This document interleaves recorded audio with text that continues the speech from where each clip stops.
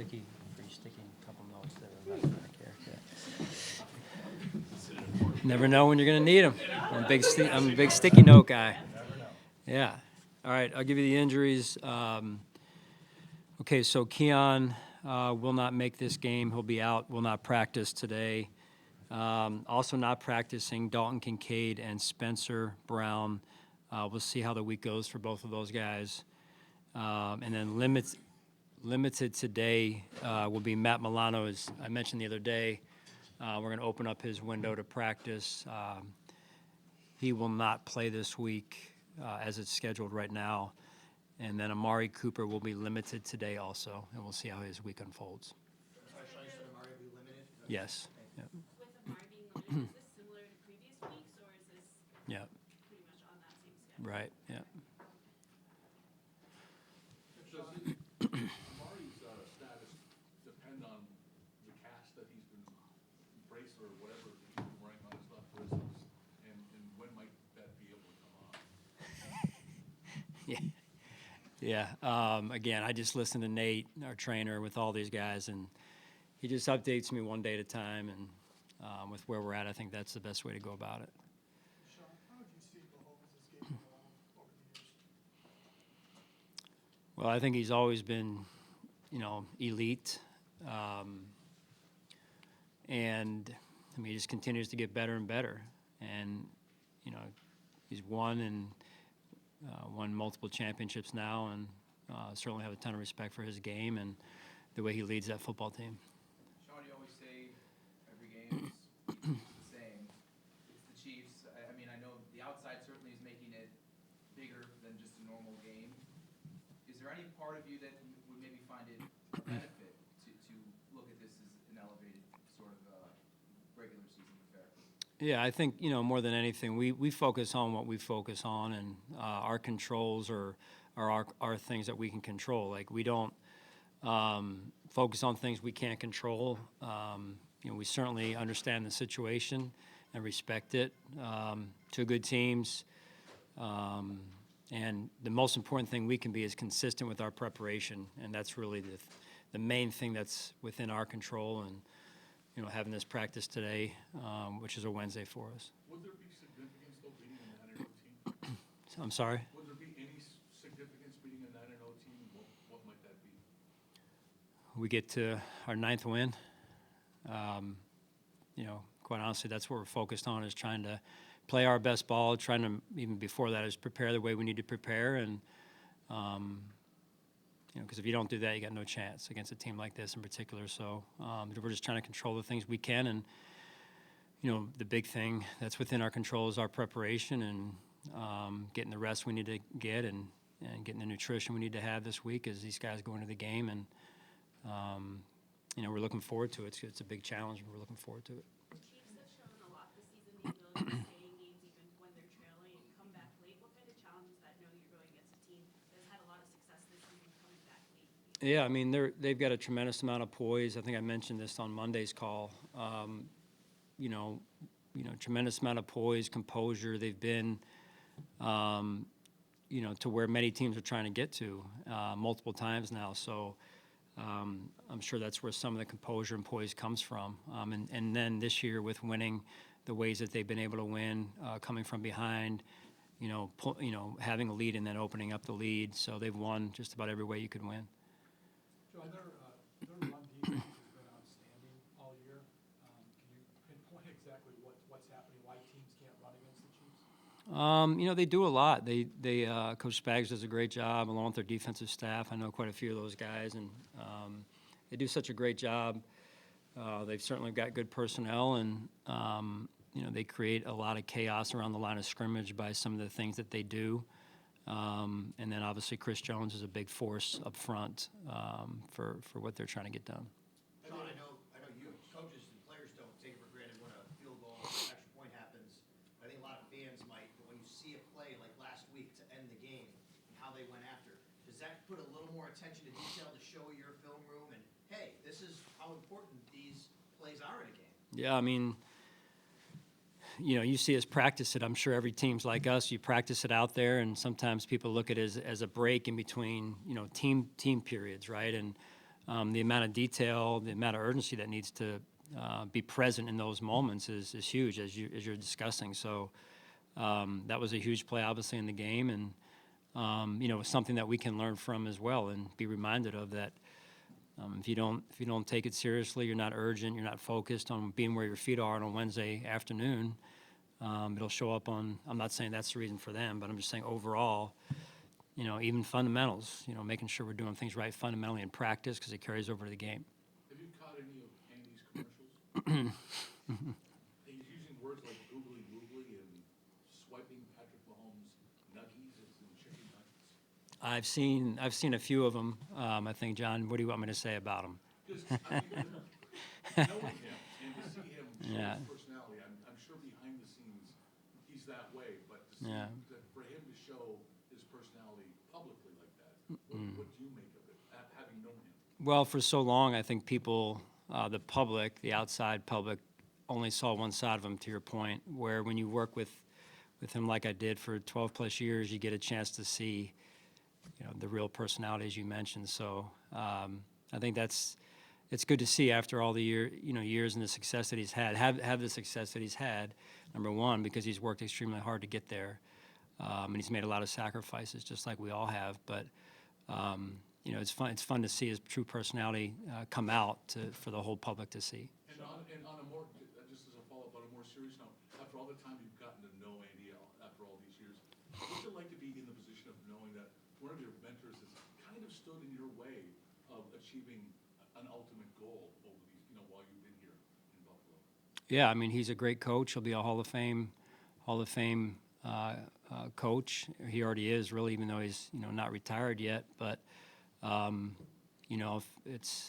always somebody that you're trying to get past, right, to accomplish the goal that you want to accomplish. So I don't care what walk of life you're in or what sport you're in or whatever it is.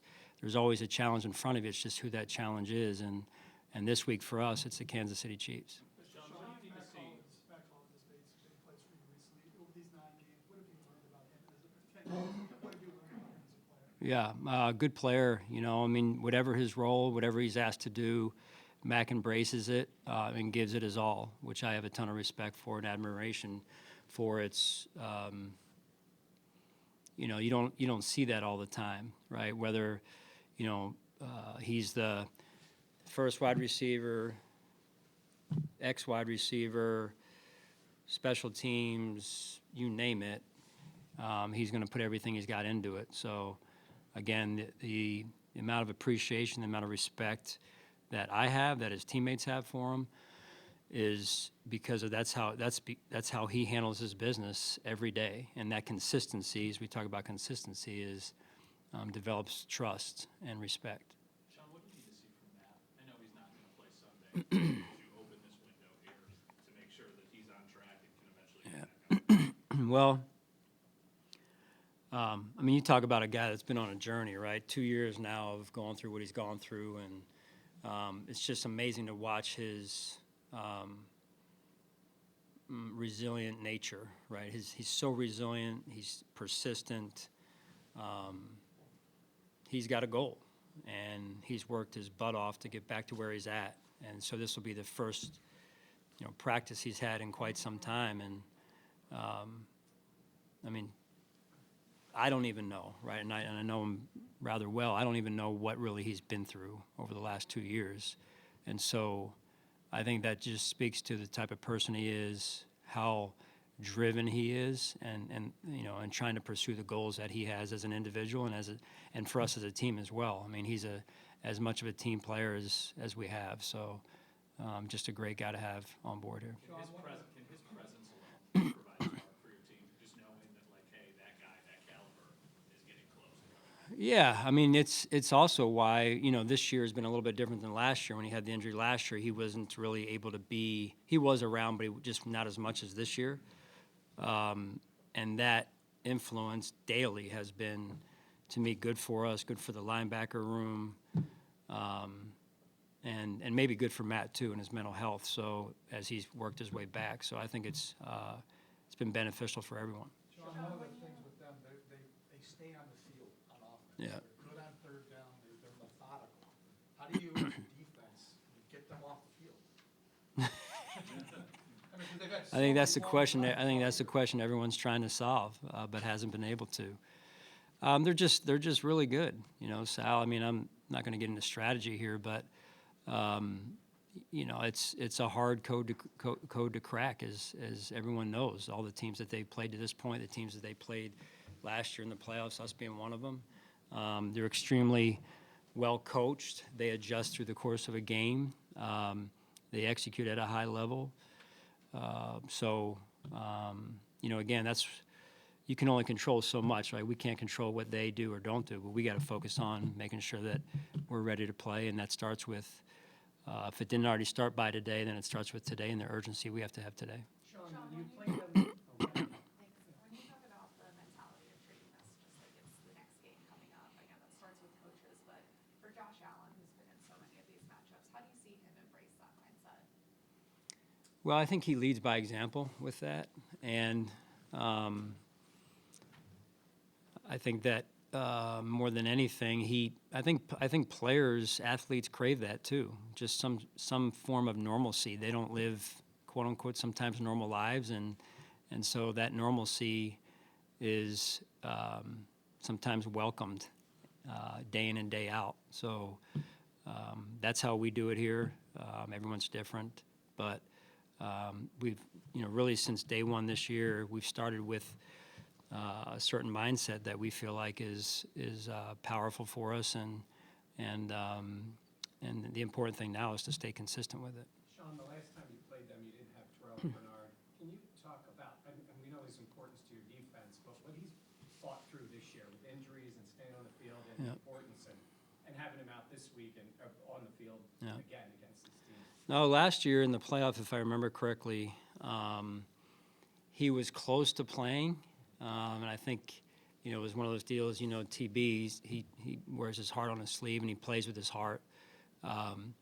He was pretty emotional about not being able to play, not being able to be out there with his teammates, and so it's always good to have him out there. Number one, I'll start there, but two is, you know, it's a new experience when you have him play. He's played against the Chiefs, but not multiple times like some. So, but it's good to have him out there. He's a big-time leader for us on our team and our defense for certain, and he's just like a quarterback on the field for us. The addition of Hopkins to their group, what challenges does he represent? Yeah, really good player. You know, I thought it was a smart move by them at the deadline or close to the deadline there, and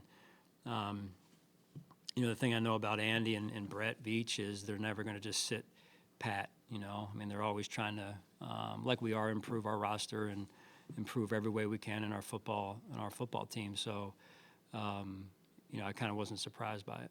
Sean, how unique is it that for this matchup, you guys know each other so well? They just added DeAndre, you guys just added Amari. You know, to add those two talented receivers to this game, how much of an X factor is it? You know, I don't know. I mean, you know, you look at it and say it's usually not about one player, but they're certainly both good players. So it does factor in. So, you know, DeAndre's certainly been an elite player, as has Amari. So we'll see if we can get Amari this week. We'll see where that goes, and you know, it certainly adds to their offensive weaponry. You said the other day that people like watching good quarterbacks, and in a game like this, you've got Josh Allen and Patrick Mahomes. What's it been like from your vantage point watching those two guys go at it? Yeah, really fascinating to watch. I mean, when you think about the different matchups, the multiple matchups, I think I counted the other day, there's been, what is this, 7, 8, something like that? I mean, that's a little bit unusual when we're not in the same division as well. So, but sometimes, you know, you come across interactions like that through, you know, scheduling, but also then playoffs and things. And so I think it's been great for the league. I think it's great for the fans to be able to watch these two elite quarterbacks go at it, even though they're not really playing against each other, as everyone likes to make it out to be. So, and I think, and I don't know, but I feel like, you know, they both have a ton of respect for one another and their game, right? Which is also cool to see. Obviously, Two more, please. there was the playoff game here last year, but first time since 2020 to have a regular season Bills-Chiefs game in Orchard Park. Just what is that like, and having that, you know, the game here as opposed to in Kansas City this year? Yeah, I mean, you play where the schedule takes you. That's what you do. We're always thankful to be able to play at home. I feel like we've been on the road quite a bit this year to this point. You guys probably feel the same. So, but we don't take that for granted. We've got to make sure we put in our work, and at the same time, we get a chance to be in front of our fans.